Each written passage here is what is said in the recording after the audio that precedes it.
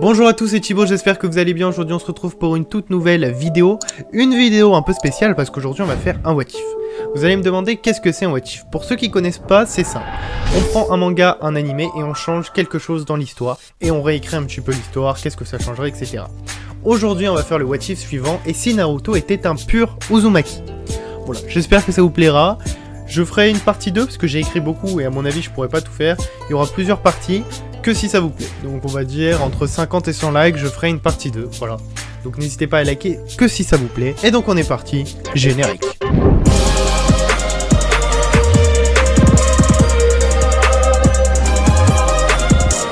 Avant de commencer, on va faire quelque chose de très important. Je pense qu'il est nécessaire de définir le clan Uzumaki et ses caractéristiques. Le clan Uzumaki était le clan principal du village caché des Remous. Ils furent décimés lors d'une des grandes guerres ninja, malgré quelques survivants. De plus, les ninjas du village de Konoha possèdent le symbole de ce clan en leur mémoire. On sait que les Uzumaki possèdent une grande longévité et une maîtrise de l'art des sauts exceptionnelle, le Funjutsu. Selon Kabuto, leur capacité de régénération serait incroyable. Par exemple, lors de l'extraction de Kyuubi, Kushina arrive à survivre alors qu'elle avait déjà été épuisée à cause de l'accouchement. La qualité principale du clan Uzumaki était leur très grande maîtrise du Funjutsu, l'art ninja le plus complexe et le plus difficile à apprendre. Même Jiraiya, pourtant expert en cet art, était très loin du niveau et du talent naturel qu'avaient les Uzumaki pour le Funjutsu. Voilà. J'ai résumé ça assez brièvement. Maintenant qu'on en sait un peu plus sur ce clan, rentrons dans le vif du sujet. Pour commencer, deux solutions s'offrent à nous. Minato serait donc un Uzumaki, cheveux rouges, etc. En vrai, ça fait un petit chara-design. Mais il serait du coup toujours pas que c'est son père, sinon ça change un peu l'histoire. Je pense qu'il lui aurait caché ou quelque chose comme ça. Comme dans l'histoire originelle. Soit Naruto aurait un autre père du coup, appartenant au clan Uzumaki. Ça, ce serait les deux prérequis pour que Naruto soit un pur Uzumaki, sinon ça ne marcherait pas. Je vais décrire maintenant chaque changement, chaque conséquence qu'entraînerait cette appartenance du moins important au plus important à peu près. Déjà, il y a un fait assez important, c'est que Naruto aurait les cheveux rouges.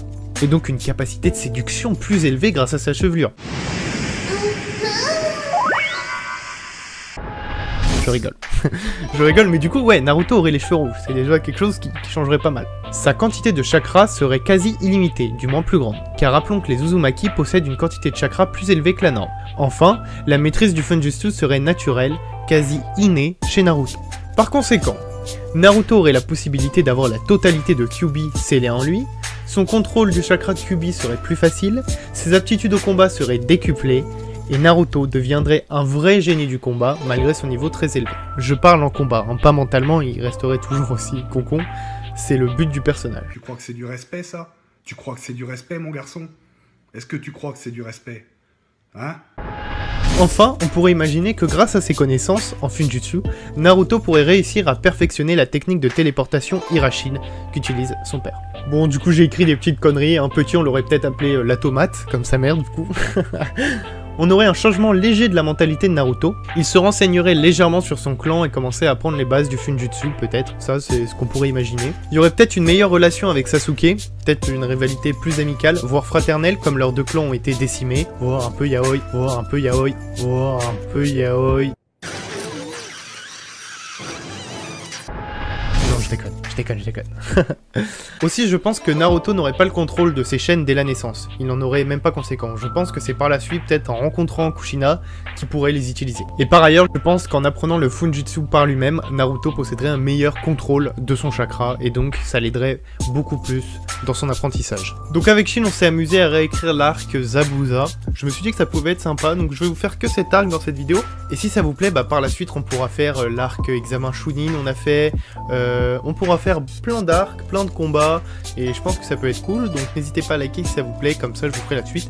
Mais dans cette vidéo, on va faire l'arc Zabuza. Alors, du coup, on a écrit ça comme ça. Au cours de l'entraînement d'un mois, dû à sa meilleure maîtrise du chakra, Naruto apprend non seulement à grimper aux arbres, mais aussi à marcher sur l'eau. Marcher sur l'eau, rappelons-le, nécessite 5 fois plus de chakra que grimper aux arbres.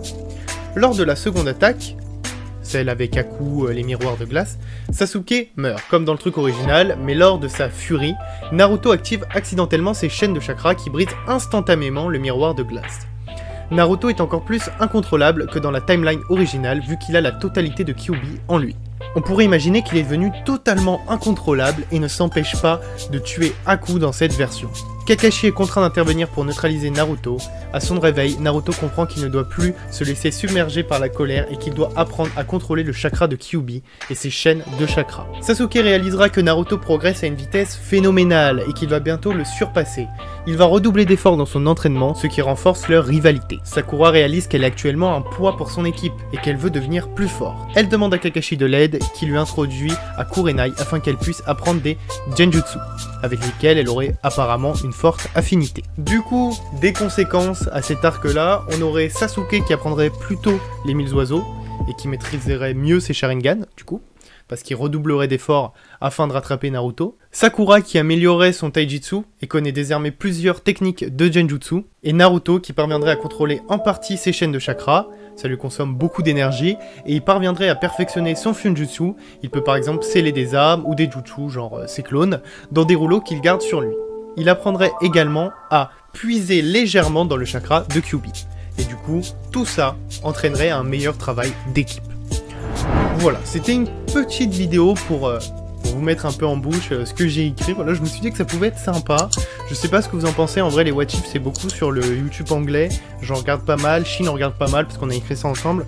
Et je me suis dit que ça pouvait être sympa à vous en faire, mais comme je sais pas si vous allez aimer ça, je me suis dit que j'allais découper ça en plusieurs parties et voir vos retours sur cette vidéo. En tout cas, j'espère que cette vidéo vous aura plu. N'hésitez pas à vous abonner, à liker, à partager, à me mettre un com pour vous donner votre avis et tout, ce que vous en pensez.